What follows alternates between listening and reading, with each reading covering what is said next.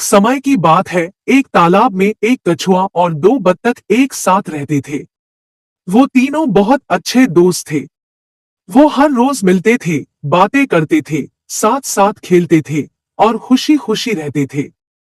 गर्मियों में इनमें से एक बत्तख को लगा कि तालाब में पानी कम हो रहा है और आने वाले टाइम में तालाब सूख जाएगा। तो वो काफी दुखी हो गए और सोचा कि अब क्या करेंगे। वो सोचते रहते थे कि वो कहाँ जाएंगे।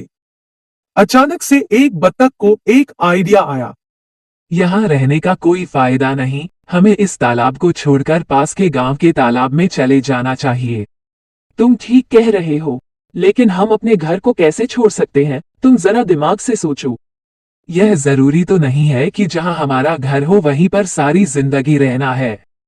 कछुआ उनकी बातें सुन रहा था। उसे लगा कि वो दोनों उसे छोड़कर चले जाएंगे, तो उसने कहा, दोस्तों, क्या तुम मुझे यहाँ अकेला छोड़कर चले जाओगे? मुझे भी अपने साथ ले चलो। मेरे दोस्त, हम तुम्हारी बात समझ सकते हैं, लेकिन तुम भी समझो, हम तो पक्षी हैं, हम उड़ सकते हैं, लेकिन तुम कैसे उड़ोगे? यह सही है कि मैं नहीं उड़ सकता, लेकिन अगर तुम लोग मेरी मदद करो तो मैं भी उड़ सकता हूँ। लेकिन कैसे? मतलब हमारी पीठ पर बैठकर? नहीं, मैं एक लंबा सा डंडा लाऊंगा। तो तुम दोनों उस डंडे के एंड को चोंच से पकड़ना और मैं उस डंडे को बीच से पकड़ूंगा अपने मुंह से।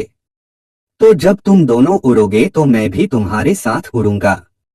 अच्छा आइडिया है, लेकिन इसमें थोड़ी गड़बड़ हो सकती है। कैसी गड़बड़?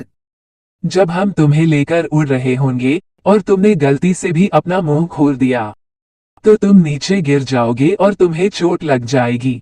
तुम लोग चिंता मत करो, मैं अपनी जान को खतरे में क्यों डालूंगा? मैं मूर्ख नहीं हूँ। तो अब चलो चलते हैं। जैसा कि कछुए ने कहा था, दोनों बत्तखों ने डंडे को पकड़कर कछुए के साथ उड़ना शुरू कर दिया। इन तीनों को इस तरह उड़ता देखकर सब लोगों ने ताली बजाना और चिल्लाना शुरू कर दिया। कछुआ ये सब देखकर बहुत खुश हुआ और तभी उसने कुछ कहने के लिए अपना मुंह खोला। देखा, लोग हमें देखकर कितना खुश हो रहे हैं, जैसे कोई सर्कस हो रहा हो। लेकिन इससे पहले कि वो अपनी बात पूरी करता, वो ऊपर से नीचे गिरने लगा और जमीन से टकराकर अपनी जान गंवा दी। सीख: हम जो भी करते हैं उसके जिम्मेदार हम खुद होते हैं, तो हमें कुछ भी करने से पहले सोच लेना चाहिए कि उसका अंजाम अच्छा होगा या बुरा।